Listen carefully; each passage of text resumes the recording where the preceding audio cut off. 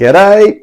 In this video, I'm going to explain the difference between offshoring and outsourcing compared to hiring local talent here in Australia.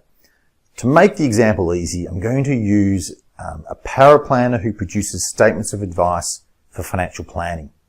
So let's start with what offshoring is. Offshoring is where you have a full-time, dedicated person working for you in another country, but you pretend as though they are sitting in a desk in your office right next to you, and you treat them as such. You give them work, you chat with them, they're your full-time dedicated resource, but they're offshore. Outsourcing, on the other hand, could be any person, either in Australia, another country, that you outsource a specific task to, such as producing just statements of advice for financial planning. Now, they can't do anything else for you. They're not full-time for you. You're just outsourcing a function to another business who then hires individuals to do that particular task that you're asking them to do. And I'm going to compare that against having a full-time resource here in Australia. So when you're giving statements of advice to an offshore person that's full-time, you could be paying anywhere between $2,100 a month up to $3,000 a month. Depends on the complexity of the statements of advice that you're doing for clients and how experienced you want that person to be. So the $2,100 per month level of cost to you, you're looking at someone that's probably hasn't started their RG146 yet, doesn't do continuous development, and you're really training to be a paraplanner. They might be doing basic insurance-only statements of advice, or insurance and super, maybe salary sacrifice contributions. But they're not really going to be getting into the nitty-gritty of transition to retirement pensions. They're not going to be doing co-contributions or retirement planning.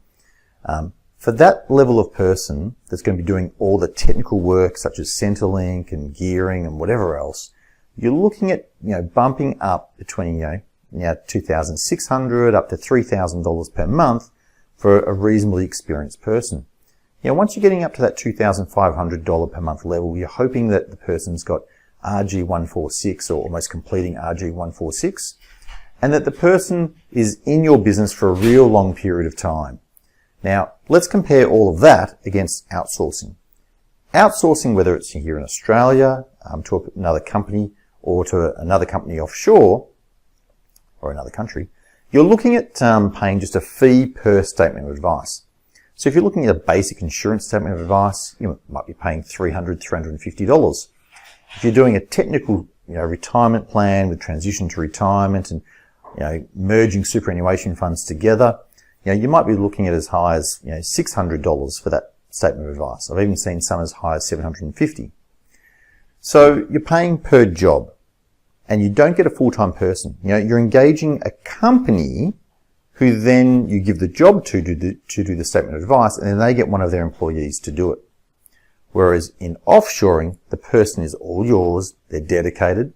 If you're having a quiet month and you don't have many statements of advice for them to do, you can get them doing implementation, customer service, data entry.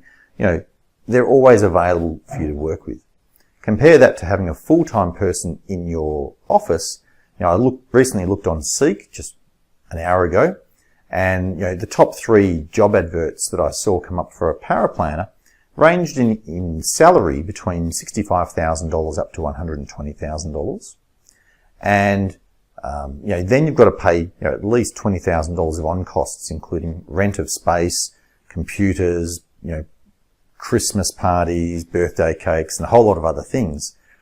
So if you're looking at the total cost, let's say you get the most really super experienced person offshore, costing say costing $3,000 a month, so $36,000 a year.